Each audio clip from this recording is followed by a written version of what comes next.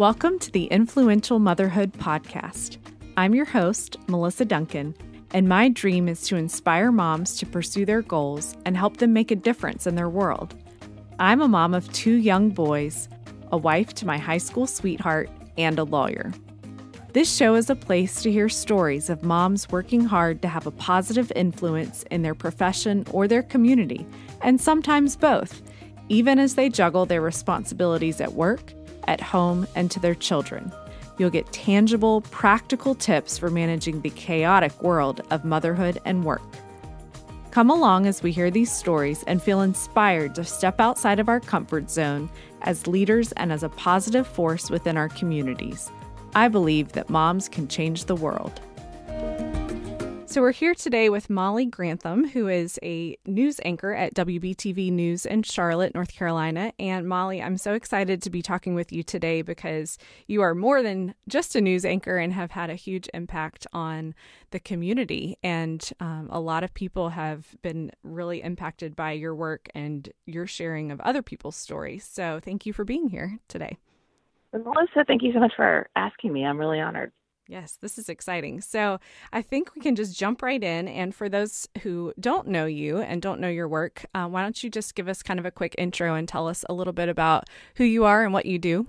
I'm an anchor, a news anchor for WBTV News, and an author and a mom. And I love getting involved in things, and I work kind of fast and run around crazy and just love Charlotte and feel like I'm pretty embedded in the community in various ways.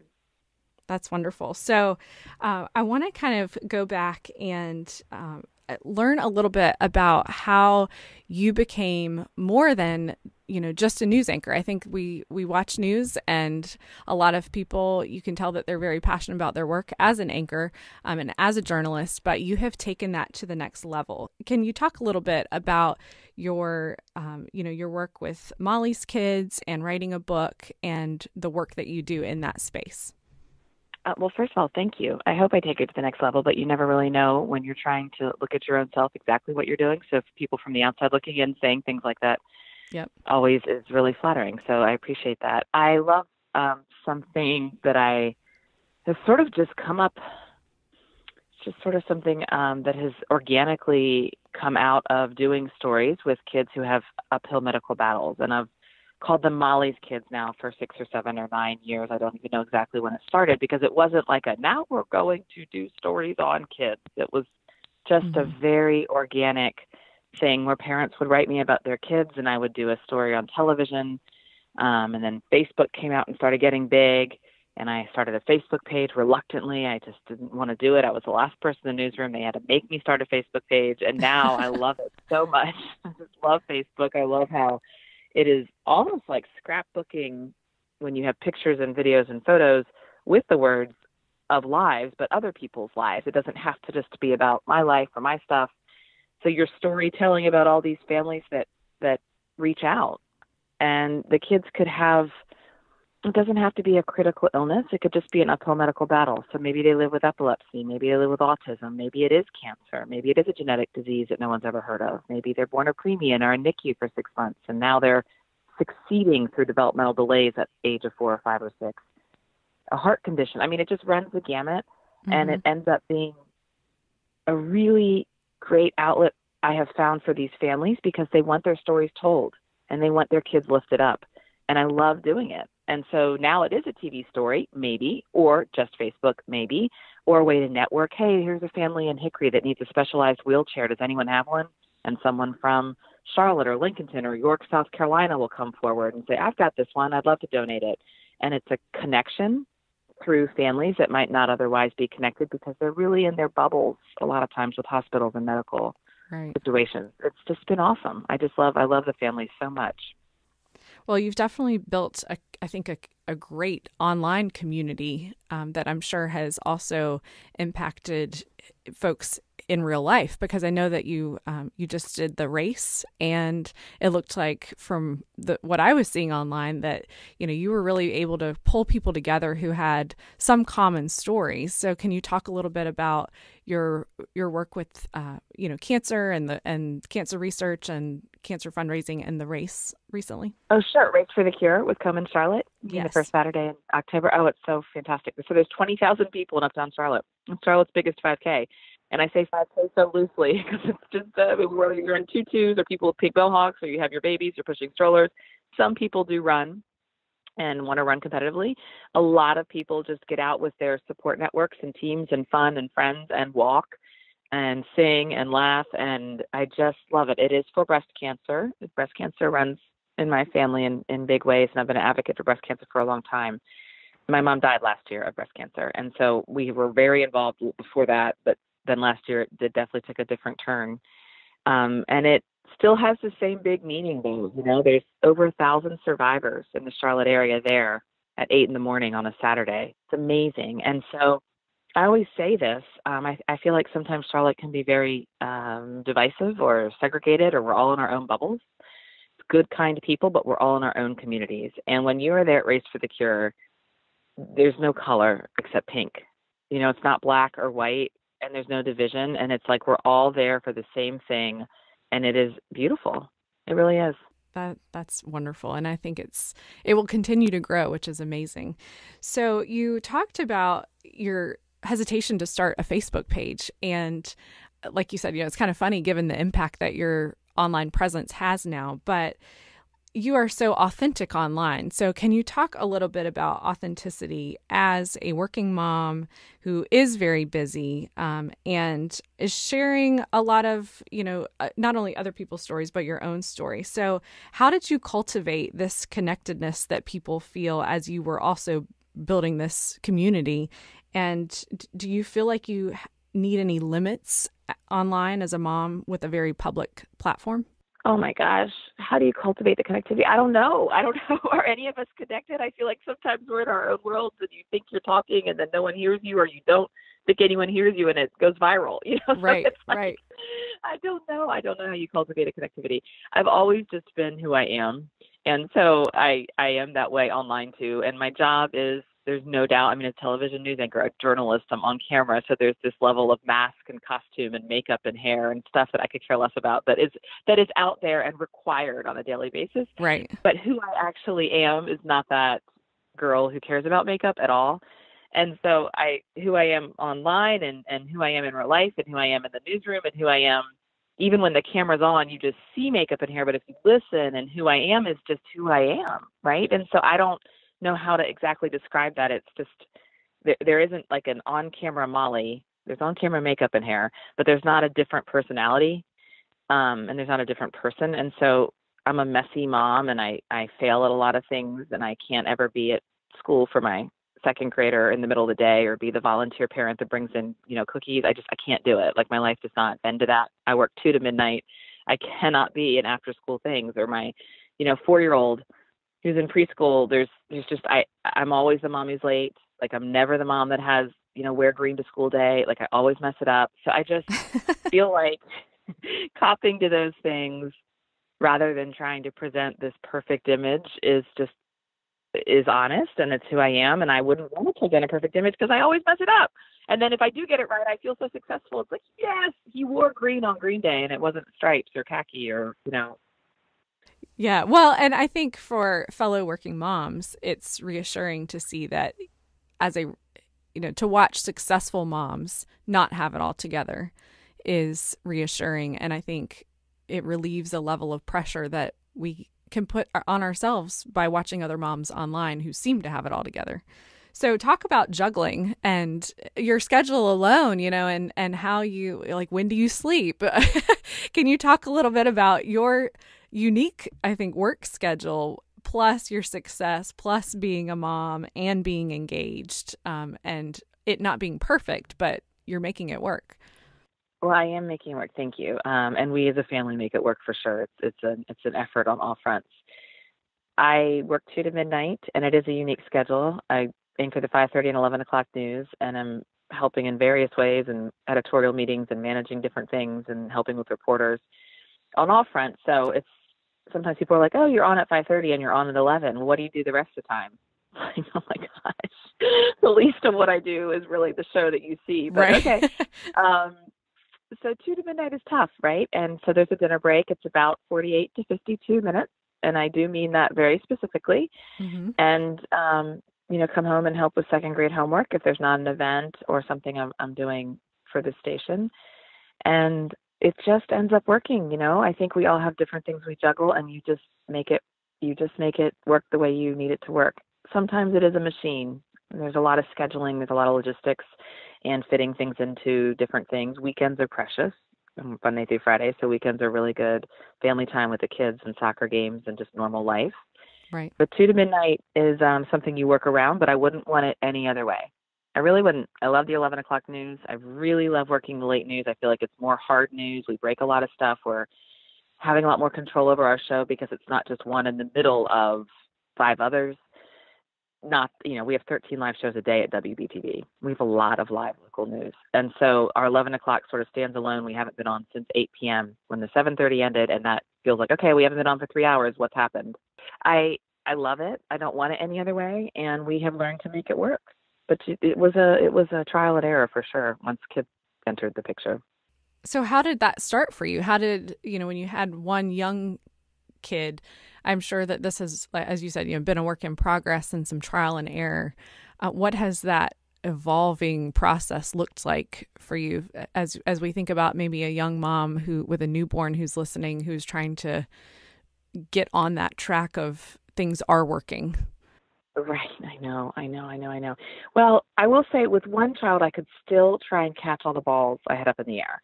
And I was trying so hard not to change this bulldog reporter who was how I saw myself. And I wanted to still do every single thing I was doing beforehand. And I was burnt out and I was running in every direction, but I was able to do it. It was the second child that threw it all for a loop. And once there were 2 babies, it was a lost cause. And I had to give a lot of me up, and that was hard. And I really remember very clearly, Parker, my daughter, was 3.5, and Hutch, my son, was like 6 days old. And so my husband had gone off to work because with the second baby, no one cares. You don't get flowers, there's no gifts, like it's over, whatever, you're just home. But these back 2 to life. Right, sorry, whatever. So he left, and I, 3.5-year-old, she's needy, she's precocious, she's demanding. 6 days old is 6 days old, and I just thought I was going to die. And I remember thinking, I really want to go to work. Like, I really miss work. Work is part of me. And it's not about working mom versus stay-at-home mom, but just whatever I had been, I wasn't in that moment, in that day, in that week. And I clearly remember thinking, nobody says this. Nobody understands. Why doesn't anyone tell you you want to leave the babies behind for an hour and go to work, or like have an adult conversation? And everyone just says it's so amazing and beautiful, and the angels are singing. And yes, it's beautiful. It's great. I love my kids. I love them. But it was hard. And so I put on Facebook that day, small victory, I showered today. And I thought that I was nuts because all I did that whole day was shower, besides care for the 6-day-old and 3.5-year-old. But people responded. People did. And this moving world outside, because you're trapped in your house pretty much, responded like, oh, I get it. It gets better. And what about this? And you're okay. It's okay to say that. And it's hard, and turn on the TV and don't feel badly about cartoons. Who cares? Do it. Right. Just do whatever you need to do and take that shower. And that's a success. And it felt so good that people really helped me sort of some strangers, Facebook friends, viewers, whoever it was who responded, just sort of got it. So the next week I wrote something else. And then the week after that, I started doing these weekly posts about how tough it was and how much I loved them and grew to love them more as they got older. But it was really hard. And as a mom of 2 kids, I know that with both of mine, I had 12 weeks off and I sent them both to daycare after 10 weeks because I love that confession. I love that. I was like, we've got to get back to normal here. And I so hugely respect stay-at-home moms because after 10 weeks, I was ready to go back to work. And I thought I could not continue to do this and stay home. I need to go back to work. And I sent them to daycare, had a couple weeks of adjustment. I ended up going back to work kind of slowly, which was kind of nice. And I appreciate that I had that luxury because not all moms have that. But I was ready. And, I got some funny looks from folks who were like, why are you you have more time. Why are you sending them to daycare? And I was like, I have to have a normal day, an adult conversation, and that will make me a better mom. So I think it's important for moms to take care of themselves. I don't think that we should feel like we have to meet a certain mold as a mom to be a good mom. So I respect you. It's a provocative thing to say that, not everybody says that. And nobody was saying it when I sort of needed to hear it. And so when I started saying it, a little scared to say it, but I was like, whatever, This is me. This is my life. It felt good. Yes. And then it certainly felt good to get the response, but it did feel good. I think you have to say what's honest about it. To say it's so perfect and it's wonderful and I just love it so much. If you don't, it is false. And if you do, say that, Right. Absolutely. So you posted about a small victory, and your book is called Small Victories. Is that right? Yes. So talk about that.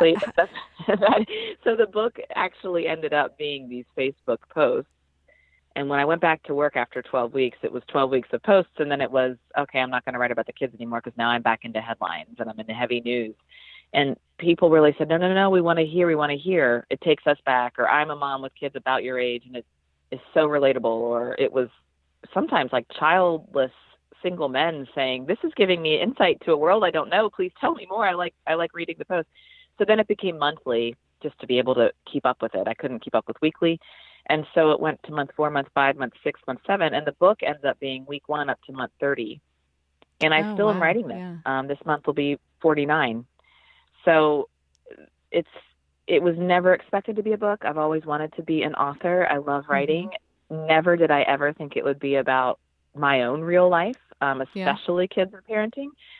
But it is honest and real, and I've certainly gone through, and it's not just a transfer of Facebook posts, I promise. There's a lot of editing that's gone into it and some professional, obvious things to get it on the market. But it was that concept. And once I got to month 28 or 29, I was like, I think there's something here.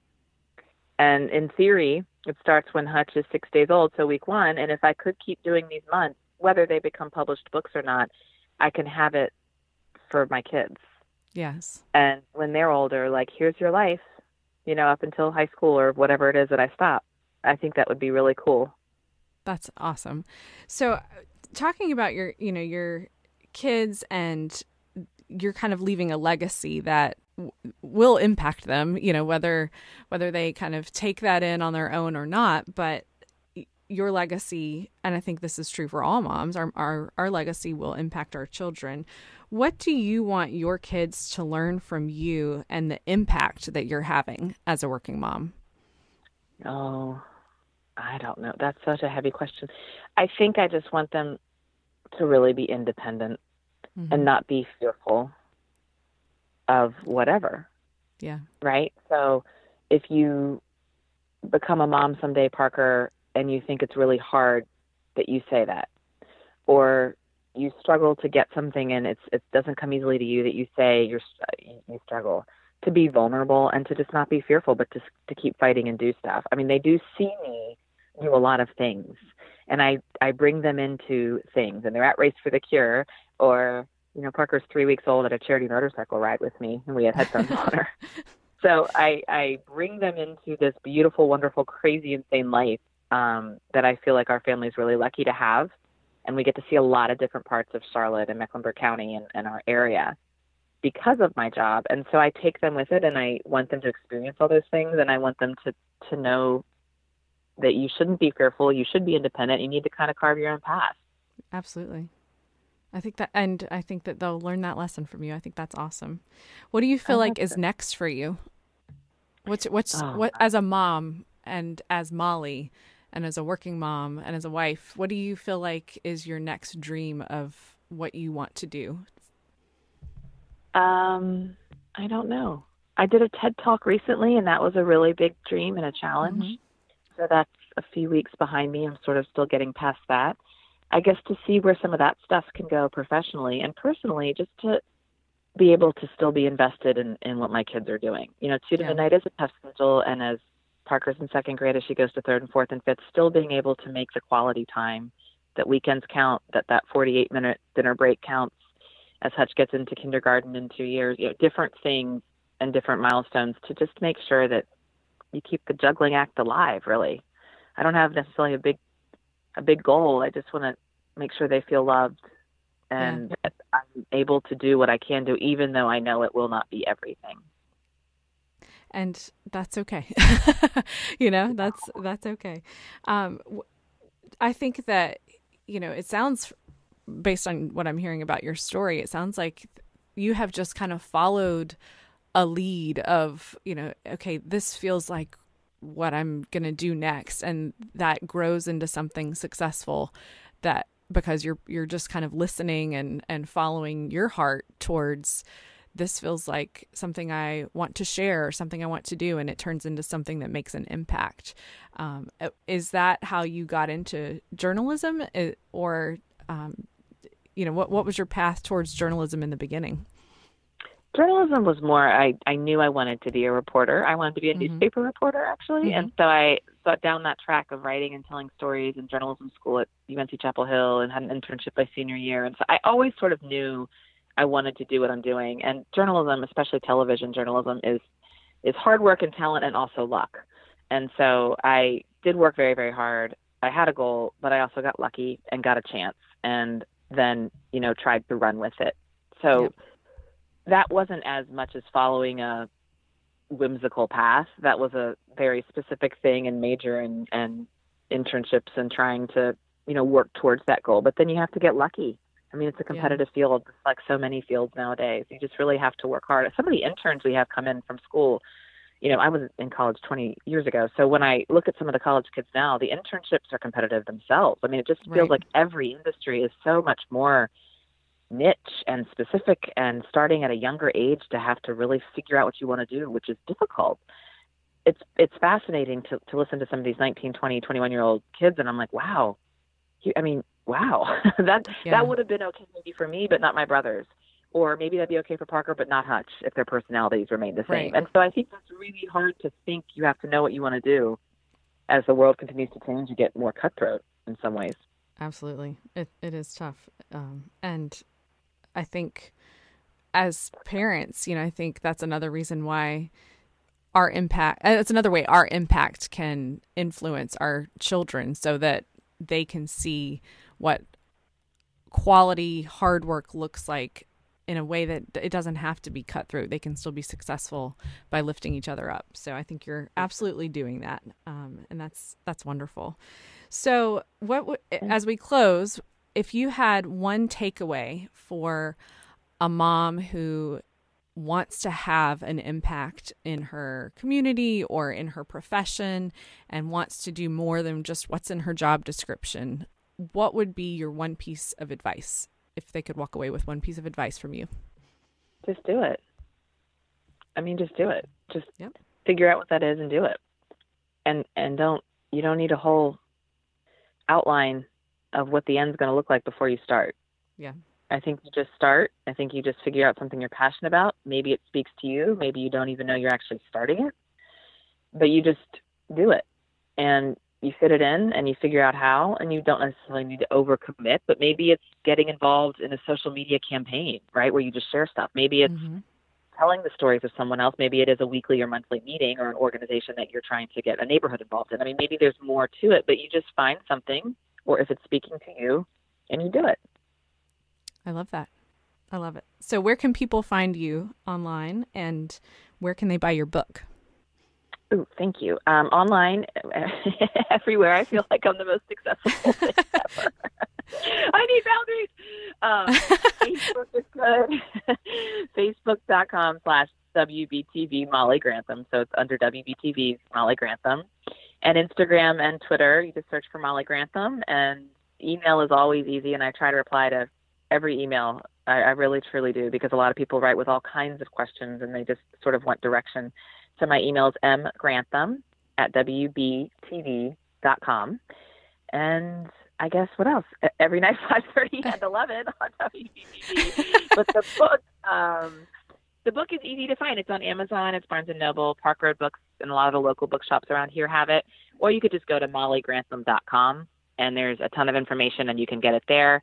And I still doing some signings and things, which have been fun. It's really just about hearing from other people, mostly women, that end up reading it and hearing their stories. That has just been such a joy, such an unexpected, fantastic joy. That's wonderful. That's wonderful.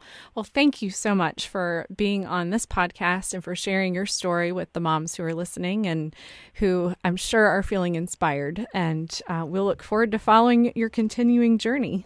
Congratulations on everything, and thank you. Melissa, thank you. Thank you for reaching out. This has really been fun. Absolutely.